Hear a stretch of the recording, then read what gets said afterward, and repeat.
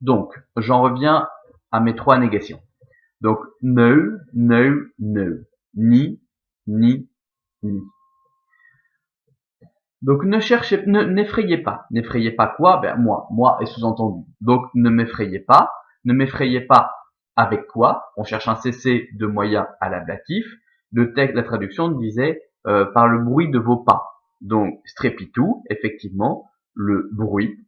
Donc, à l'ablatif, l'ablatif ça reste en noir, hein. À l'ablatif, l'ablatif masculin singulier, visiblement nous avons affaire avec une terminaison en U à un mot de la quatrième déclinaison. Donc, ne m'effrayez pas par le bruit. Bon, il y a des dérivés en français, mais je n'y songe pas là pour l'instant, mais il y a des dérivés en français du mot strépitou. Donc, ne m'effrayez pas par le bruit. Le bruit de quoi? De vos pas. On regarde un petit peu. Est-ce qu'on a un génitif pluriel ici quelque part? Oui, on a pedum. Avec une terminaison en on sait que c'est un mot de la troisième déclinaison, pes pedis. Donc pedum est probablement un génitif pluriel. Donc génitif pluriel, pes pedis, complément du nom strépitou. Je vous rappelle qu'en poésie, on peut mettre les mots dans n'importe quel ordre, ce qui explique que le génitif soit éloigné du nom auquel il se rapporte. Le but, c'est de tomber juste dans les quantités des syllabes pour pouvoir avoir un nombre de pieds correct. Hein. Donc ne m'effrayez pas, terrere, terreur, hein, par le bruit de vos pas. Et ne cherchez pas, quoi donc? Mon nom, nomen, nominis, à l'accusatif neutre pluriel. Accusatif neutre pluriel, nomen nominis. On va regarder ce qu'il mettait en introduction, je trouve que c'est assez éloigné.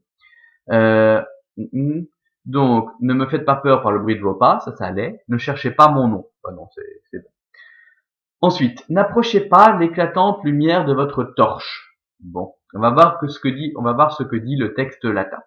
Donc, ferté, n'approchez pas, ouais. Alors le texte latin dit plutôt n'apportez pas. N'apportez pas quoi donc? On va chercher un CD à l'accusatif. Donc la traduction disait, je me souviens plus. La traduction disait n'approchez pas l'éclatante lumière de votre torche. Bon. Donc n'approchez pas. Ici on a n'apportez pas. Quoi donc? L'éclatante lumière de votre torche. Bon, alors déjà, on voit que la traduction est jolie, mais elle s'éloigne un petit peu du texte latin. Nous, on va plutôt chercher un CD. Donc, lumina. Lumina, on l'a déjà rencontré au-dessus. Luminibus. On sait que c'est un mot neutre. Donc, mot neutre à l'accusatif, pluriel ici. N'approchez pas les lumières. N'apportez pas les lumières. Les lumières avec quoi? Facé. Facé fulgenti. Fulgenti sera probablement l'adjectif de facé, adjectif de la deuxième classe. C'est pour cette raison qu'il y a une terminaison en i.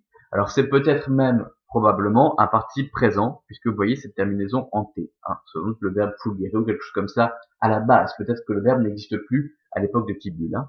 Donc, fulgenti est un mot, est à l'ablatif, facé aussi. Donc fulgenti est l'adjectif de facé. N'approchez pas les lumières avec votre facé, votre torche. Fulgenti, étincelante. Donc n'approchez pas n'apportez pas les lumières avec votre torche éclatante. Et il nous reste propé, qui est un mot invariable, un adverbe qui veut dire très proche. Donc n'apportez pas très proche, n'approchez pas. Donc n'approchez pas les lumières avec votre torche étincelante. Bien, on regarde la suite.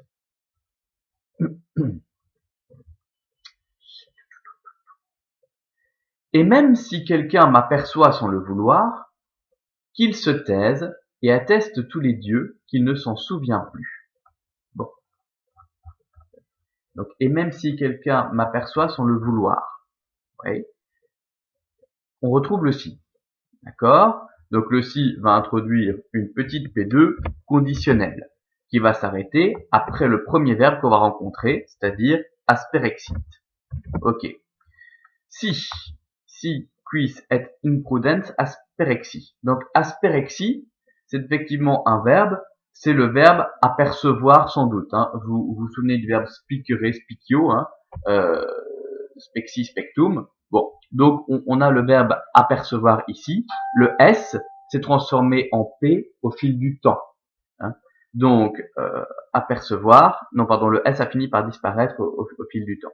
Donc, asperexit, on voit ici un X devant la terminaison, ce qui veut dire que le verbe est formé sur le thème 2.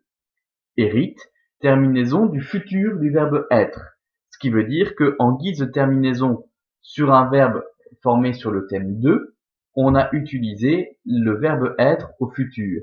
Donc, un futur avec un thème 2 qui sert à caractériser uniquement les temps du passé, c'est un futur du passé, c'est le futur antérieur qui était exigé par le petit si que nous avions ici.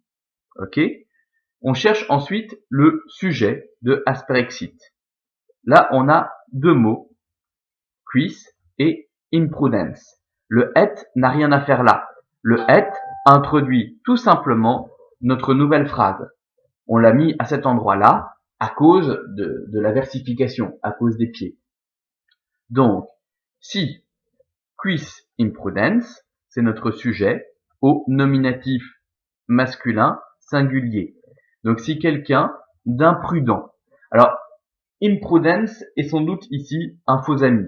On a le in devant le prudence, qui est un in privatif, qui veut dire le contraire de. Donc quelqu'un qui n'est pas prudent.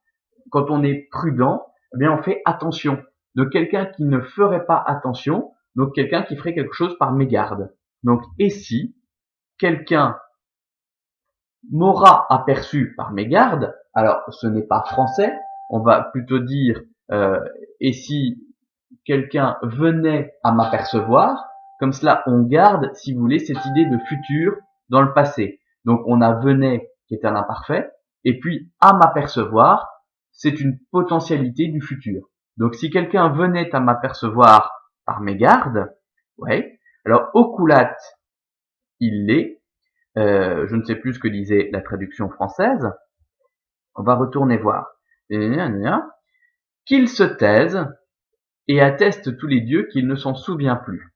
Bon, qu'il se taise et atteste par tous les dieux qu'il ne s'en souvient plus. Alors, il est, il, effectivement, sujet au nominatif masculin singulier. Plus on avance dans le temps, plus les Romains vont utiliser ces pronoms personnels en guise de sujet. Donc on voit qu'on se rapproche peu à peu des langues parlées telles qu'on les connaît à l'heure actuelle, hein, surtout le français notamment. Donc que celui-là, oculat, ferme les yeux. Hein, que celui-là ferme les yeux. Donc c'est notre verbe au subjonctif présent. Donc que celui-là ferme les yeux, subjonctif présent actif, troisième personne du singulier. Et ensuite nous avions et atteste par tous les dieux qui ne s'en souvient plus. Ok, bon, ça a l'air assez proche dans le texte latin. Hein. Perque, alors déjà on entoure le que et on le remet devant, et que le que va coordonner ici deux propositions au subjonctif présent. Donc on cherche le verbe au subjonctif présent et on trouve negare, neget. Donc neget, une fois de plus, au subjonctif présent, et qu'il nie, on avait déjà le sujet exprimé, ce n'est pas la peine de le réexprimer, et qu'il nie que quoi? On cherche une proposition infinitive après un verbe de déclaration. On a ici un verbe à l'infinitif, ce qui veut dire que la proposition infinitive s'arrête ici. Et on va chercher un sujet à l'accusatif. Hop, on remonte, puisque les Romains commencent leur lecture par la fin des phrases. Et là, on trouve C. C est donc le sujet de la proposition infinitive. Donc, méminicer, c'est notre verbe à l'infinitif. Alors, vous voyez qu'il est formé sur le thème 2. Et puis qu'on a rajouté comme terminaison IC. C'est donc de l'infinitif parfait actif. Le sujet, c'est à l'accusatif, qui vient de C, sui, sibi, C. Donc, sujet de la proposition infinitive, et qu'il nie, qu'il s'en souvienne.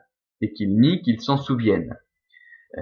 Et puis on avait, vous vous souvenez, par tous les dieux, eh bien le groupe est assez facile à retrouver. Ici vous avez père, c'est pas grave, je vais mettre un espace entre les deux mots. Ici vous avez donc père plus accusatif. L'accusatif c'est Deos omnes. Donc